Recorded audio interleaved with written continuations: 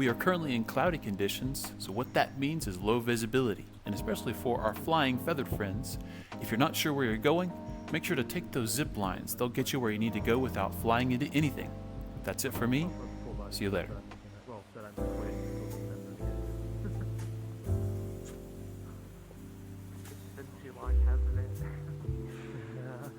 Welcome to your life. There's no turning back. Even while we're asleep, we will find you asking on our best behavior.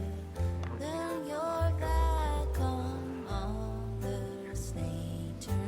Everybody wants to roll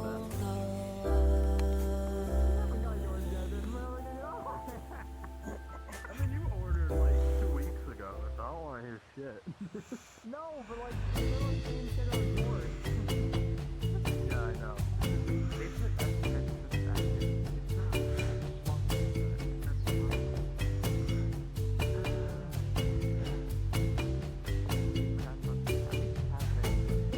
Right? Yeah. I'm very eager for it. Control my leg up there. Everything else is a bit too much of a bite.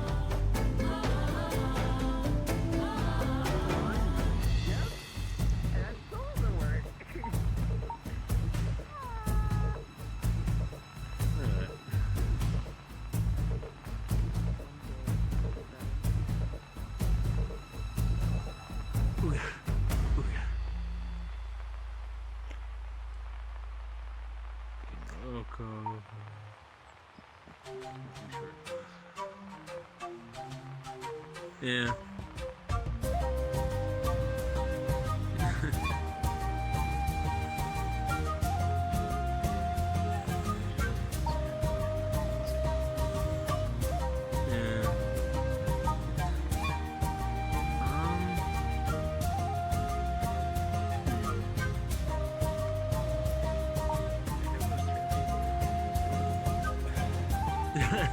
I honestly. There are little benches on the side. Probably got to see more, but.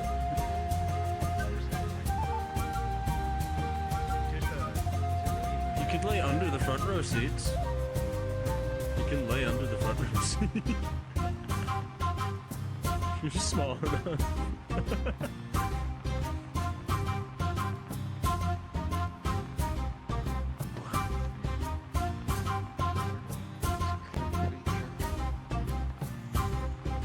There's no collisions on the seats, so they can't get up.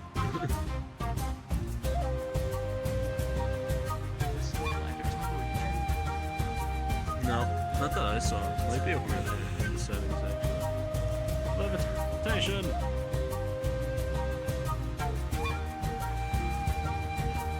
Yeah, over here.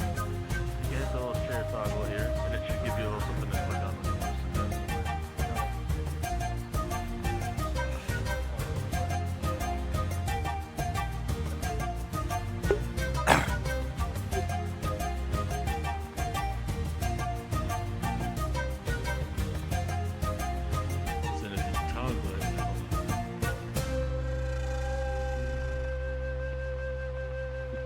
Yeah, so if you toggle the chairs, you'll have little boxes that show up on the chairs to sit on. Yeah.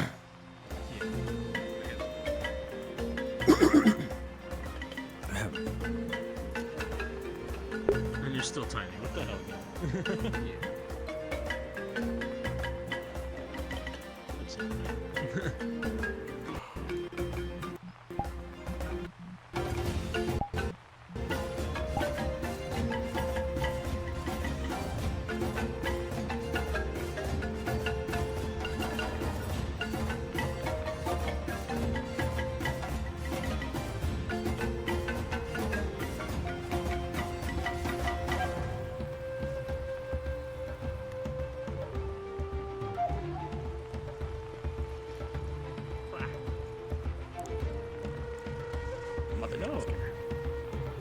Oh, okay. Talking about moving shit and all that jazz.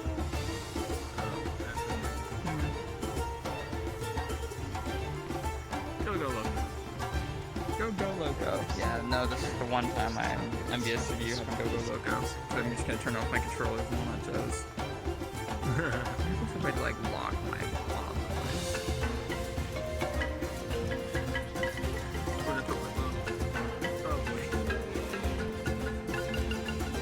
Bottle come hither. Please. We're gonna get on this.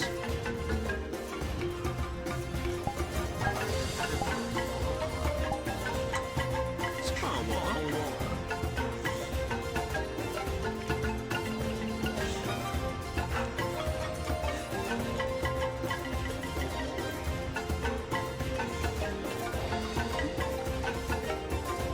They're holograms. I knew nothing was real. Nothing is fucking real. Go. Hey. Can you zoom? So, welcome everyone to the SlimeVR full body tracking panel. In this panel, you'll learn more about SlimeVR full body trackers as well as full body tracking in general. During the presentation, if you have any question, feel free to drop them in the Discord channel in the Furality Discord server. There's a channel made for that. So, before we begin, let's get everyone introduced. So, I'm a Ramel, and I'm a Fox, and I'm one of SlimeVR's core software developers.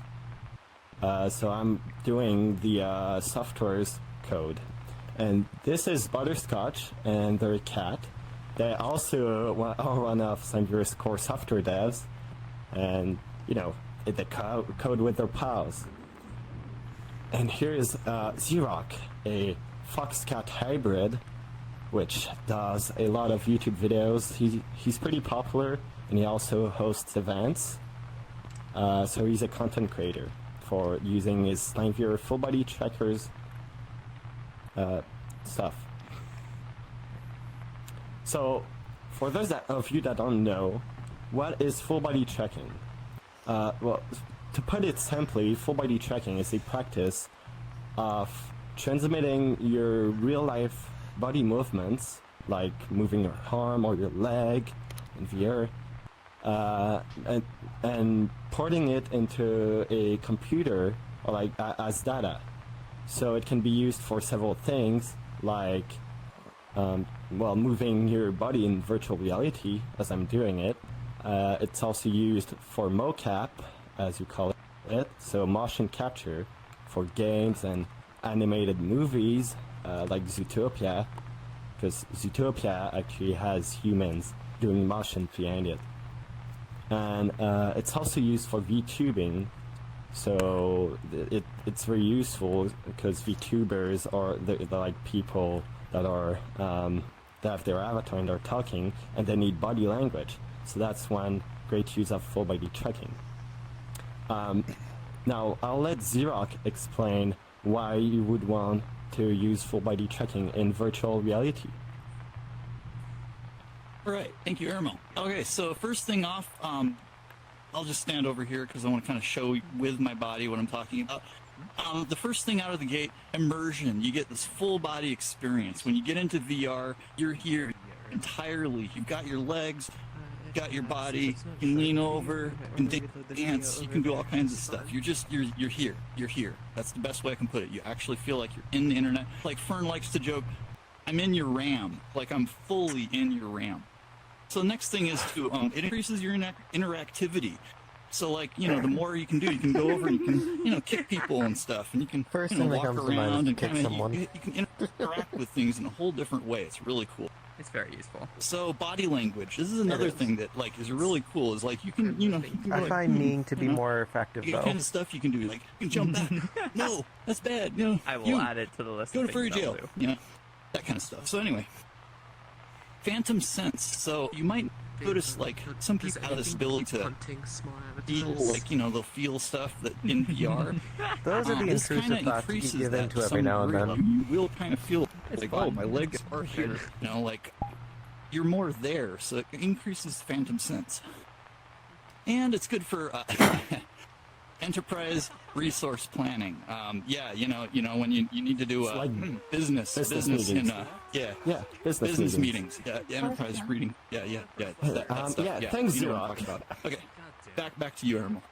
So now that everyone is convinced that using full body tracking in VR is the greatest thing ever, and you obviously all want to get it if you don't already have it, I'll tell you about the different full body tracking solutions you can have. So the first one, which is the most popular, are Vive trackers, or lighthouse-based full body tracking in general. So that also includes tundra trackers. They work by using SlimeVR lighthouses by base stations as a reference, and they're able to track themselves very precisely. So they're actually the most precise full body tracking solutions that we have that's made for VR that doesn't cost thousands of dollars. And they're very available because the Vive trackers are sold by Vive, and they're a huge company. Now, the problem with these trackers is that they're very costly. They cost, the most popular, the Vive trackers 3.0, cost $150 each. And you need 3 trackers to achieve full body tracking with these. So that's $450. And they also need base stations, which if you have a SlimeVR tracked headset like Vive or Index, you already have them. But if you don't, that adds on to the cost. And that also makes it so you can suffer from occlusion, which is if your tracker is hidden from your base station, it won't track anymore. And it'll just fly away or stop tracking. I don't know what's going on with the slide. It's broken. Okay, I'll just look here. Oh yeah. There we go. Okay, next. So there's camera-based full body tracking, which, well, it's kind of split into 2 categories. So there's what I call pose-based full body tracking and marker-based full body tracking. So for pose, you got Kinect, MediaPipe, and PinoQuest. They like recognize your pose. And for markers, you got AppleTag and PS Move, which kind of work in similar ways to Vive trackers, but, well, not exactly. There's some differences. But camera-based full body tracking is very cheap. So if you've ever researched about cheap full body tracking, you probably heard about it a lot. And they also have usually either infinite or very long battery life, because if you're relying on a webcam to track you, you don't have trackers on you that you need to recharge. So that's very convenient. I put this as a plus, but it's a minus. It suffers even more from occlusion than Vive trackers, which means if you're not perfectly positioned, you're gonna have a hard time tracking yourself. And it also doesn't have such a great precision. But I'd say for the cost, camera-based full body tracking is a great way to try out full body. Then finally, we have IMU tracking, which I'd say it's kind of the newest full body tracking, but it's probably not. It's a pretty old technology, but it spiked in popularity recently. And that includes obviously SlimeVR, which we're talking about, and Heritor X and some motion capture suits. The advantage is that you don't need is that, well, they're pretty cheap and they don't have any occlusion, so that's like their main advantage over the other solutions. But the disadvantages is that you need more trackers. So compared to Vive trackers, which only need 3, you need 5 with these. And they also suffer from yaw drift or magnetic interference, which is caused by not having a reference. So over time, your trackers actually will drift on the horizontal plane, which it's fine. It's not that bad, but it is something to consider. So, SlimeVR, which is the whole topic of this panel, is an IMU-based full-body tracking solution. And what's so great about it is that, first of all, it's fully open source, which I'll tell you more about later, and it supports pretty much anything you could think of, or if it doesn't, it will. So it supports VR, to use them in virtual reality, mocap, using BVH files if you want to do animations, and it supports VTubing through the VMC protocol. You're also able to DIY your own SlimeVR trackers, so you can make them from scratch and even sell them if you want. And they're very focused on being accessible, so they only cost $165 for a base set. Now I'll let Butterscotch tell you more about how SlimeVR exactly works, the in-depth of the software. Yeah, so how the heck does SlimeVR actually work? Well, SlimeVR uses inertial measurement units, more commonly referred to as IMUs, to measure the rotation, acceleration, and the magnetic field around you. So this is very useful for tracking your body, but there are some caveats to that. For example, the acceleration isn't accurate enough to use to estimate a position directly. So SlimeVR mainly uses the rotation to estimate the position, and then the acceleration to correct from that. The magnetometer also has some serious issues, mostly with interference. I believe Airmail mentioned that earlier, but that is commonly caused from a lot of household things, like mattresses with springs in them can cause a lot of interference, metal bed frames, metal chairs, computers, even like magnetic controller parts. I know Quest controllers, some people have problems with that. So that's the hardware side of things. What about the software? On the software side of things, there's the skeleton and body proportions. So the skeleton is required for the tracking to work. The internal skeleton in the software uses the rotations and the acceleration to estimate a position with forward kinematics. So forward kinematics, what is forward kinematics? Well, forward kinematics isn't very commonly known, but inverse kinematics is more commonly known for being used in games heavily. For example, with VR chat, if you don't have any elbow trackers or arm trackers, then when you move your controllers, it will calculate the rotations of your arm from the position of the controller. That's inverse kinematics. SlimeVR uses forward kinematics. Forward kinematics is the opposite, where you have rotations, aka the rotations from the trackers, and then you can calculate the positions of the end body points. So, for example, if I were to rotate my leg in this way, the foot moves in that direction. So, how does that work? That requires the body proportions mentioned earlier, because since there's only the rotations, there's no spatial data, meaning that we need to calculate the spatial data using body proportions. These body proportions are set manually and are a first-time requirement, but after that, they aren't required to be set up again. And so it's a very similar method to a lot of professional mocap solutions, but there are some key differences. For example, SlimeVR doesn't embed the trackers within clothing, like a lot of other solutions do. And also, SlimeVR uses a lot less trackers than the other solutions do. But as a result of this, there's a couple things. So there's the result of having less trackers, and they're not mounted as good as if they were in clothes. So there's a little bit more inaccuracy which has to be compensated for. So that is one thing that the acceleration is used for. It's used for correcting for that inaccuracy. But some benefits of that means that it's much cheaper, it's easier to use, and it's more available to consumers.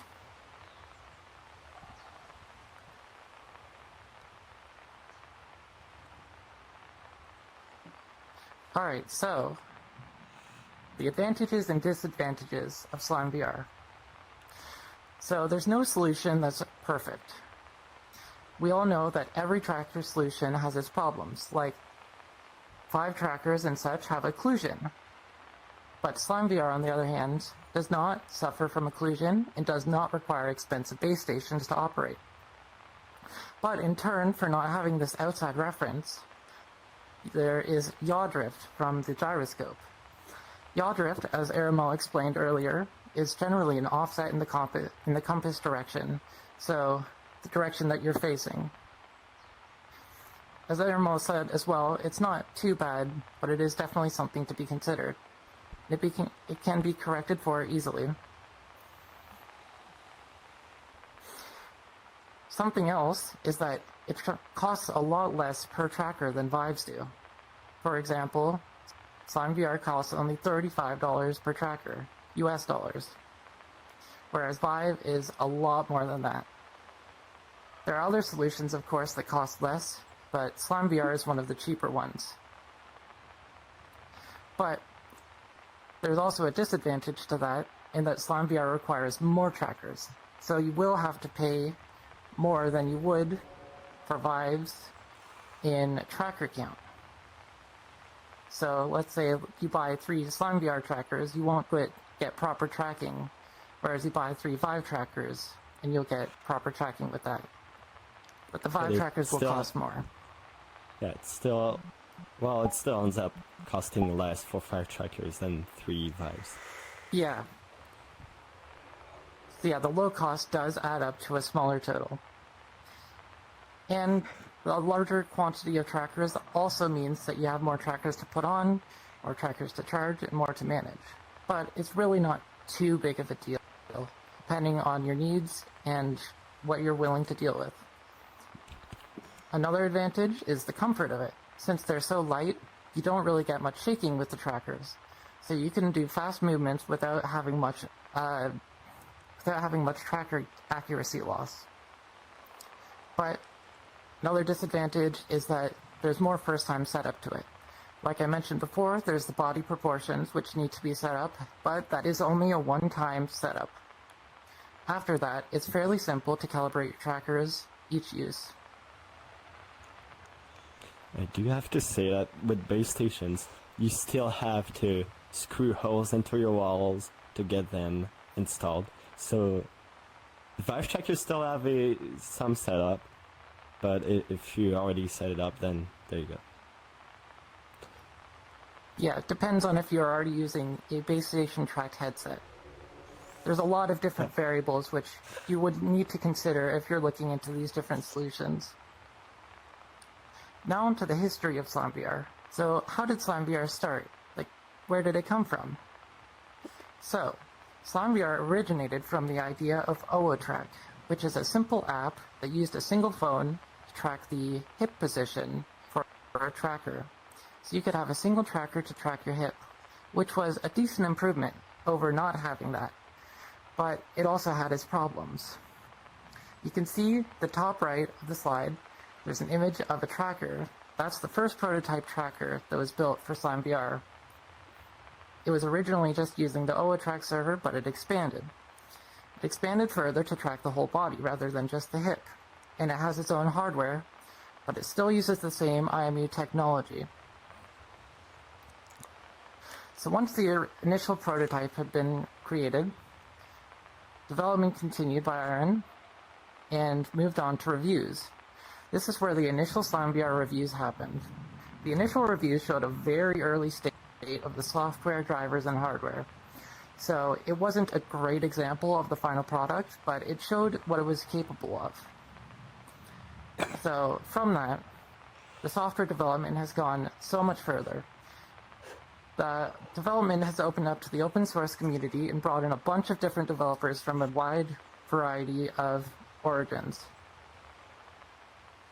This means that we've had a bunch of development on things like the GUI, or like feature additions that are very key to the current tracking we have today, such as leg tweaks, tracker filtering, and autobone, though there are also many other improvements that have been worked on. Furthermore, the hardware development hasn't stopped either. The hardware development's been heavily pushed forward by the open source community to support a wide variety of devices and various tracker components. For example, since the initial hardware, there's been significantly improved BMI 160 support for Joy-Cons, and there's even been initial support for using Mocha trackers in SlimeVR directly. So, I'm sure anybody who's been following SlimeVR also knows about the delays and the shortages. So, since the reviews, there's been a significant number of part shortages. This means that the production has had to be delayed significantly. But thankfully, lately, the tracker shortages have been clearing up, so production has been moving fairly smoothly, though there's been a couple problems. For example, the hardware tester that was originally developed, we found that there was a fault that was not detected by it, and so a new hardware tester has had to be developed. The new hardware tester is finally getting to its working stages, and production is moving smoothly thanks to the wide support of the open source community and the SlimeVR developers. And now, speaking of the open source community, on to Airmail with some further explanation about that. Yeah, so as Butterscotch and I earlier said, SlimeVR is a fully open source project. For those of you that don't know what open source means, it basically means that every part of SlimeVR, since it's fully open source, every part of it is readily available. It's all public. So if you want to look, for example, at the software's code, you can just type SlimeVR GitHub on Google, and you'll find that you'll find every component of the SlimeVR software, as you can see on the right. So like the server, which is the software, you got the installer, you got the firmware for the trackers, and you even got the SteamVR driver and a lot more. You also have access to the tracker case models if you want to print them yourself. You even have access to the PCBs if you want to make an order from GLC PCB. So it's really everything is available. The benefits of that is that it's pretty much driven by community. So if there's something you want to change or something you want to add, you're able to, no problem. You just have to open VS Code and have some pretty good knowledge, obviously, or you could ask someone else. And that also means that SlimeVR, unlike other solutions like HarryTorX, will keep getting updated. The software will keep getting updated, so that means you'll keep getting support and improvements. We did not used to have VMC support for VTubing. That's only happened 2 months ago. So that's one thing that open source can bring us. It also allows other companies to build on SlimeVR, since we use the MIT and Apache 2.0 licenses, which are very permissive. So they allow anyone to take the code and basically tweak it to make their own version of it. And as long as they mention SlimeVR somewhere with the original license, they're able to do that. Now, for the disadvantages of being open source, I'm really an open source advocate, but I do have to admit that the main problem is that when there is a problem in the software, for example, if no one wants to fix it, well, you're pretty much screwed. But for SlimeVR, the good thing is that most of the people that contribute to the code actually use SlimeVR regularly. Regularly? That's a hard word. So that means if there is a problem, we're still guaranteed to have a fix for it, and like as soon as possible. Now, if you want to contribute to SlimeVR, it is under, as I said, the MIT and Apache 2.0 license. So that means anyone can take the code and do what they want with it. And it also allows you to have your own version of the server, which is great. Now, there's been, especially as Butterscotch said, with the initial reviews of SlimeVR by 3 YouTubers, there's been a lot of word that spread about SlimeVR and a lot of information that is now outdated mostly. So I'll let Xerox tell you more about the myths that exist around SlimeVR. Alright, so first off, let's start with it sucks. This is one that comes up a lot. People are like, I heard from my friend, SlimeVR sucks, it's no good, it just has all these problems and everything, hard to set up, this and that and the other thing. That used to be true. I would say it's not that true now. Look at my oldest videos, back from when SlimeVR first started getting going. It wasn't that great. I'm going to be real with you. It wasn't that great. It has improved so much. So much. I mean, all the videos I'm doing are pretty much just going, look, it's getting better, it's getting better, it's getting better. It's like actually really good now. So that's the first thing I'd say. Next thing is it's buggy. Well, Aramil just covered that. If there are bugs, and I'm a beta tester, I test for bugs all the time. We work closely together, just, we're enthusiasts. So if a bug happens, it usually gets fixed really quick, like really quick. It's amazing. Like huge amount of community enthusiasm. The next thing is, it's hard to set up. Not anymore. It used to be, but as Butterscotch and Aramil have both mentioned, there's an onboarding kind of setup process. It's actually got a wizard now in the server itself. It has a wizard. You just go through and you just do it. I'm going to be doing a video on that. It's very easy. It walks you right through it. So I'd just say that's like, it blows that out of the water. It looks ugly. Well, you know what? Anybody that says that, you look ugly. I'm sorry. I take that back. But actually, some people just don't like the look of it. That's okay. You know what? Nobody sees them in VR, so whatever. Hand controls going weird here.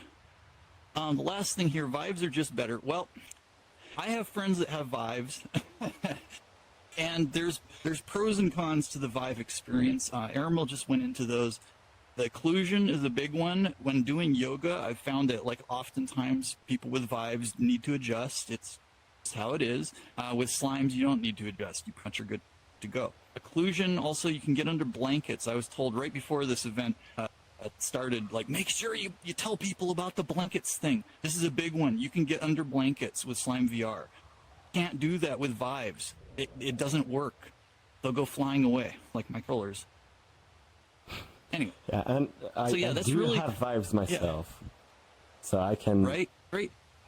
Vives are great, and, well, SlimeVR is also great. There's some downsides and advantages to both. So, yeah. Yep. Now, one last thing I'd just like to come back real quick to it sucks, because there are different types of SlimeVR out there. Joy-Cons can be used. It's something that it's not, I shouldn't even have mentioned it. I'm sorry if you're out there and you're going, oh my god, Joy-Cons can be used. I can have full body tracking. It's gonna suck. It's gonna suck. It's not gonna be good. It's not gonna be good. Trust me. Phones can be used, as was mentioned earlier, with OO track. Phones can be decent. Phones can actually have some pretty good full body tracking, but they're really expensive compared to just getting slimes. So if you're gonna do phones, just keep that in mind. That's like almost the most expensive way to do it, and it won't have quite as good tracking as what you're going to get with Slime. So with that, I'll pass it back. Or I think the next slide is me as well. Yeah. And, forward here. So yeah, I started off with SlimeVR and kind of just, thought, this is fun. I didn't know what I was doing. But in the time that I've been doing this stuff, I've found that, the community wanted to do parties. We wanted to do things. We got the full body tracking. We paid for the full body tracking. We want to use all the full body tracking. So basically, I started setting up events. We do VR dancing every week on Wednesdays. We do tech support on Fridays. Aramil, Butterscotch often show up for that. So if If you have problems, you're working on your DIYs, you have issues, you can come there and we can sort you out. We do games. There's like racing games. There's all sorts of games in our chat, as you know. Pole dancing instruction. One of my friends, the Skyner, actually has been doing pole dance safety instruction, things like that. That's something that people are really interested in. There's like graffiti jams, concerts. I do a concert. My band, me and Fern, made a VR band called RG Beans, and we get up there and we're just like jamming it out. We do all that stuff. It's fun. It's like sometimes you need, you gotta get into VR and just jam out. So we do that kind of stuff. Yoga is a regular thing. The first thing I actually really started with was yoga because rid of this guitar. Because, when you're in full body, you want to do stuff with the full body tracking. And yoga is one of those ones where you can really do all kinds of things. And I do more moves now, but, I don't want to take up all the time. But just to say, we have a vibrant, thriving community thing going on at the SlimeVR Discord. You're more than welcome to come check them out. Most of the events are Quest compatible, and if you just want to come and see the tracking or come, tell your friends and stuff like that, just friend me on VR chat and drop in. I do the events all the time. So with that, I'll pass it back to Aramel. And, yeah, on more, yeah. So, we didn't this one. plan to finish that early, but that was pretty early. We'll be checking questions on Discord. If you want to know more about SlimeVR, feel free to join our Discord at discord.com/SlimeVR or discord.gg. If you want to order them or just check, the marketing, the actual code supply page, you can do so by visiting slimevr.dev. And if you're looking for an alternative to full body tracking that doesn't require having trackers or buying anything, well, you can install Google Loco on your VRChat avatar, or you can try out Standable for $20 on Steam. So we'll be checking Discord if there's any questions, but I don't know where the channel is, Farron, if you can help me with that. We actually have Q&A from Q&A channel on the Furality Discord. Yeah, what's the channel? Yeah, I've been I'll read out the questions to you, don't worry about it. Oh, okay. All right, let's see. So first question here is from Mojo to Fox. When can we expect for the SlimeVR sets to be shipped out? Okay, well, so as Butterscotch said, there's been a lot of delays in production, so the shipping dates changed a lot, and it can be very confusing. If you want to always know, you should, I invite you to join our Discord. But currently, the first wave sets, so if you ordered, let me just bring it up.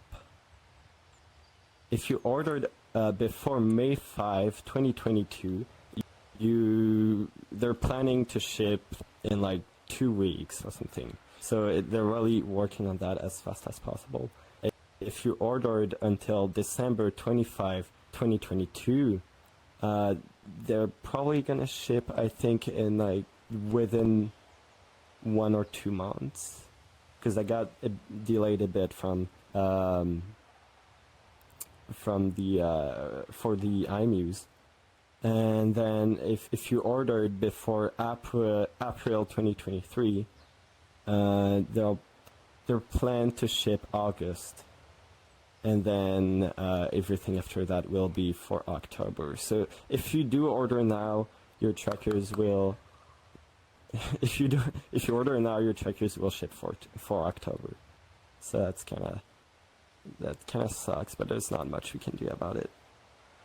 It's the nature of the supply chain. Well, thank you for answering that. I've got another question here from Elena was here. They ask, is there going to be an update tool to wirelessly update the firmware? Yeah. Oh, yeah, you can answer. Yeah, that's planned. Currently, you can do OTA updates, which is a wireless update, stands for over the air. you can do that using VS Code, but currently there isn't an included tool. But that is planned, hopefully soon, but we'll just have to see how it goes. And you don't need to update the trackers to get all of the software improvements. So Yeah, the that's trackers, only for the firmware don't- updates. They don't update that often. I believe the last update was like maybe months ago or something. There's probably one coming soon, but it's definitely a good amount of time in between the updates, so it won't be too much of a hassle, even if there isn't. It's pretty stable. Talk about drift. You know, we should actually talk about drift. Yeah, Just to explain what it is and kind of. I didn't mention Sure. drift. I'm sure the so community would love to hear about that. While just a little answering more the in-depth. question, while answering the question, I did reset. So with SlimeVR, as there's drift due to the IMUs, your trackers slowly basically do this over time, right? But that's over the span of dozens of minutes. So to compensate for that, you need to do what we call a reset, which can be done in various ways, and it resets your trackers to point forward. So what I do is I sometimes it's kind of finicky because it's on my, there you go. So I triple tap my chest tracker and it resets, as you can see. So if I look forward towards there while resetting, I'll be scuffed. But then there you go. So it's really not that bad. You can just reset in around 4 seconds. Pretty easy. Yeah, you can jump in there and you can do point a out- reset. Let me point out one quick thing too: is there is a feature of SlimeVR that isn't probably going to be used too much, but Butterscotch actually created a version of the firmware that you can download on your trackers that will enable the magnemometers that we mentioned earlier. And what that does, enabling mag basically gives it a third degree of freedom on top of the 6 that it already has. It gives it 9 degrees of freedom, as they call it. And what it does is basically it'll be using the Earth's magnetic field to basically compensate or calculate exactly where it is in its rotation. So it'll basically stop drift. Have a good magnetic environment. This is the big key. Any kind of metal, any kind of like bedding, like Butterscotch pointed out, springs in the mattresses, things like that. Any metal in the area will cause the trackers to suddenly think that's the center. So you'll walk next to, like, I did a video once showing walking next to a speaker and coming up to it, and you could just see things just shift suddenly. And then walking away from it, it would shift back and correct itself. So it's kind of one of those things where if you have a clear room with nothing in it and no magnetic interference, you can have zero drift. No need to reset. I've gone this entire show, the entire event so far, I have not reset yet because I have mags enabled. So like this is no resets. We're already at like, we only got a few minutes left, and it's like I haven't reset once yet. So it's kind of a cool feature. If you want to check that out and you're curious about that more, you can always ask in the Discord, and we can kind of sort you out and see if there's a way to test. You can test your environment with a cell phone. You can actually there's an app, and you can just walk around your room and test your magnetic environment. If it's in a certain range, it's usable. If not, then, well, it's still really good, even without the mags. Those are incredible. So Yeah. If your mag environment is bad, It'll be the reset time is, I'd say, around 45 minutes ish. Like I reset after I think 35, 42 40. minutes. that's about right. Yeah, So it's a long time. it's still a while. Like if you play for 5 hours, you're gonna reset 6-7 times, and it takes like 4 seconds. So that's like 20 seconds off your playtime. You're fine. Yeah. It's also worth mentioning more that questions there's from the the yaw audience. reset. If you'd like to More continue. question. Yeah, just Yeah. quickly the yaw reset. You can do that when you're in almost any pose as long as the trackers are facing forward. So you can reset while lying down or sitting down. There we Okay, go, let's get demonstrating. back to the questions. Yep. Woo! Look at that. There it is. So I have a question here from Hakoto. They say, seeing the newsletters from Crowd Supply on these are really cool. How did your group get started on making enough trackers and packaging to ship all over? Well, the thing is, we're actually like in. Not.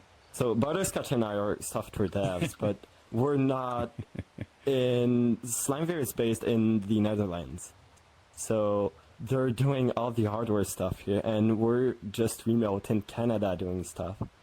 But I think Butterscotch may be able to give some. Did that crash? Butter? We lost butter. Butter crashed. Might have lost Great. Butter down. We lost melted. Butter. No. Well, okay. But you were good. You were But- good. No, but Irma was on it. Basically, they do the company stuff. We're kind of like we're volunteers we're glorified volunteers. It's because of the open source nature of it. We're jumping in. We're helping. We're a bunch. You know, we interact with the company very closely, but we are not actually. Well, Irma's probably way more closer to actually working for them. But if the question But, was more about how did we get our hands on, I don't know how many dozens of thousands of trackers, like all the materials, it's through crowdfunding. So people are pre-ordering trackers, they're paying in advance, and then we're able to order everything we need to make them. Well, not us, not me personally, obviously, but yeah. All right. All right. Any I have further another question here. Yeah, I've got one here from Captain Everyday saying, do you need to perform first-time setup every time someone else uses the same trackers?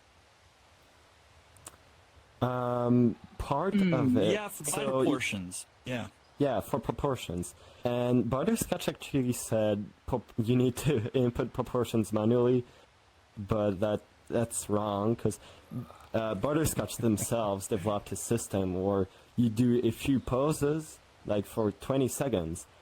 And It's it literally like automatically- this, like rolling the head around, and then you squat down, you look left, you right, down like this, you lean down like that, you come back up, and you do a hula hoop. And that's literally all you do. Right there, what I just did, that's it.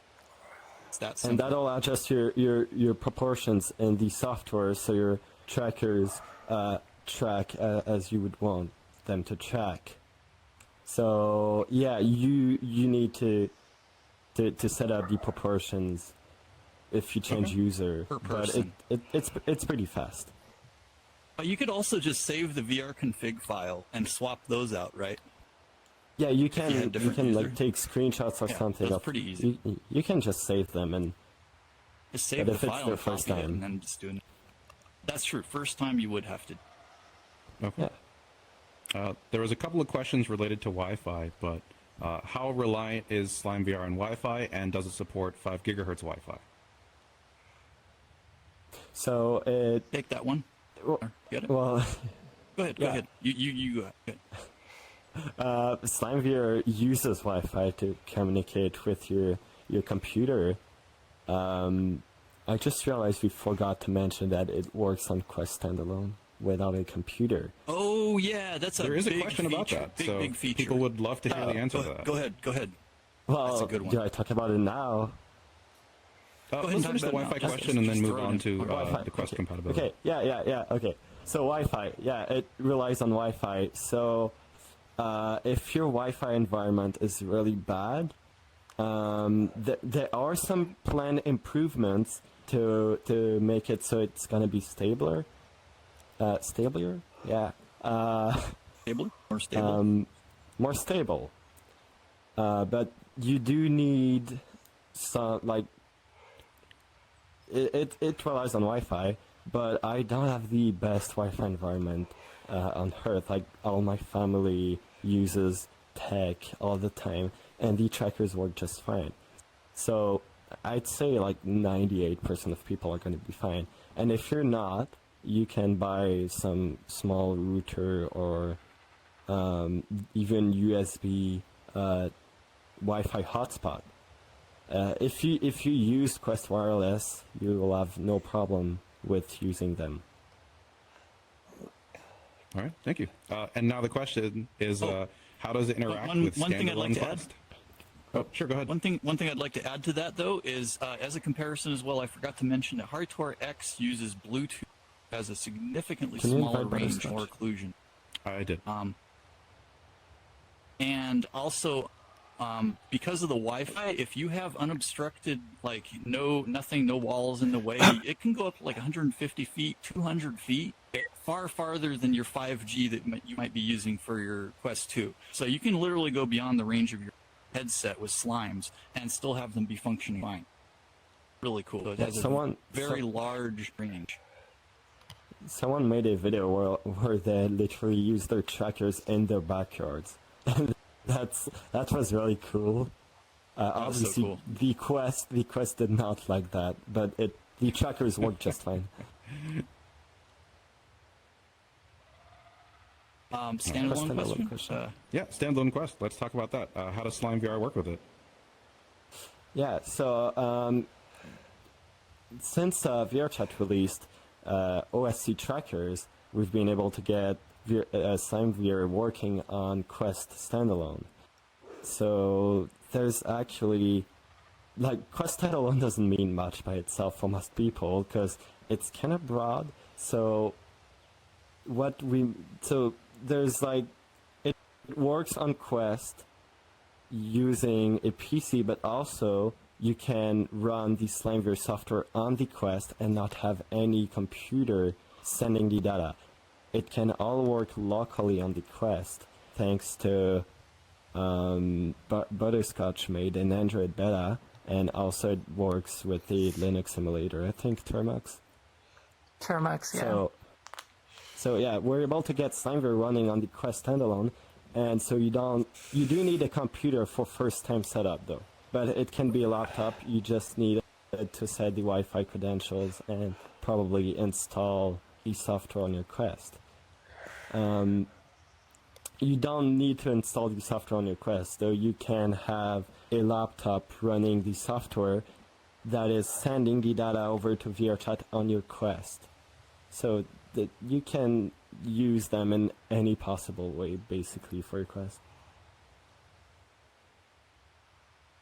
All right. Is there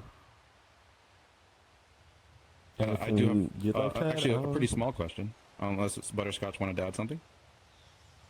No, all good. My PC just one user restarted. asked, Kitty here asked, does SlimeVR take a lot of system resources? I think they're referring to the server. Well, no, I can than actually check 1% how much CPU. it takes. Last Yeah, time I it's definitely checked, not it had much. less than 1% CPU. Yeah. And the fact on that a, it can run Ryzen on the 5800. Quest, the fact that it can run on the Quest, in the background while playing VRChat, I think that's pretty lightweight. I'll tell you, SlimeVR uses 0.1 or 0.2% of my CPU and 0% of my GPU, and it uses 184 megabytes of RAM. Because the GUI is it is using Turi, so it's like web. It's web-based, so it uses some RAM, but like 184 is probably not that big.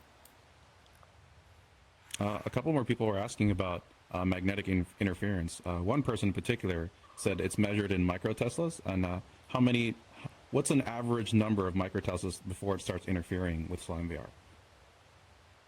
This one? All right, so usually you need the range to be within about 10 UT or microtesla.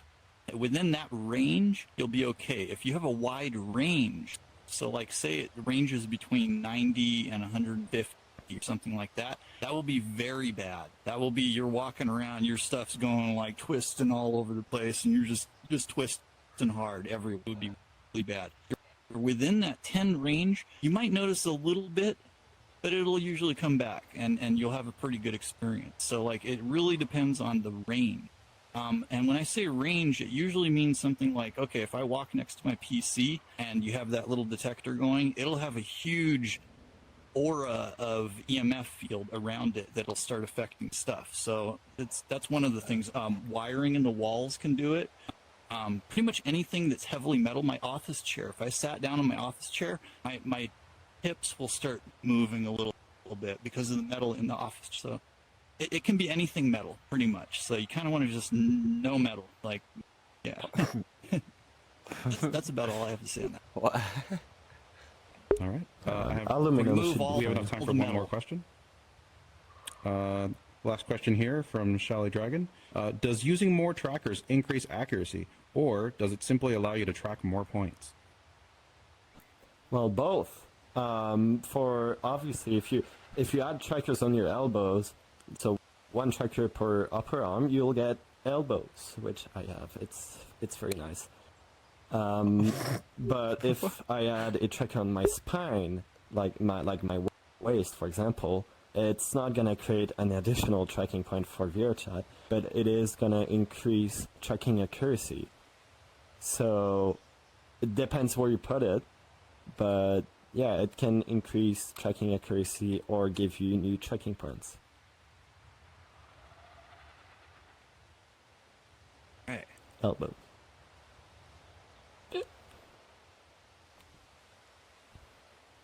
Next question?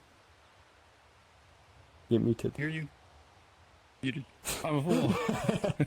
I was going to say thank you so much for answering all the questions from the community, and thank you so much for giving this presentation. Any last words before we wrap up? I want to show one little quick thing. Okay. Ooh, Ta-da! Oh, shoot. Okay, that was it. Very nice. Wait, very I nice. have something. Very nice. Hard to clap. Right. Oh no. We're getting handstand. Yeah, Oh, that's yeah. good. Hey, look at that. Epic. It's an event. Also, yeah. It's an event, everybody. It's an event. If there's any more questions, you can go to our Discord and ask there, and people there will be very happy to answer them. If there's Scan any the remaining QR code. questions. Yep. Scan the QR code, and we'll drop a link to the Discord in the Q&A channel. All right. Thank you so Ooh, much. SlimeVR. SlimeVR. SlimeVR. SlimeVR. Buy SlimeVR. We do not get paid on SlimeVR. commission, but buy it. SlimeVR.